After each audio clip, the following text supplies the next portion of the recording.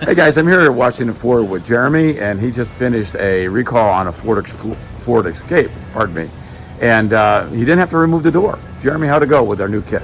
No, it went pretty well. The drill does the job, and it cuts just as fast as a regular drill bit, and we didn't have to take the door off. Didn't have to get out a door lift or anything.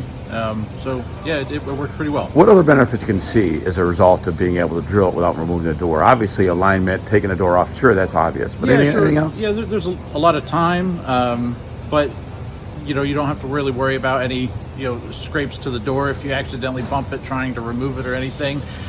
So it's just less handling, less potential issue, with putting it on and off. Good. So you give it a green light? Yeah. Perfect. Thanks, Jeremy. Yeah. Have a good day. You too.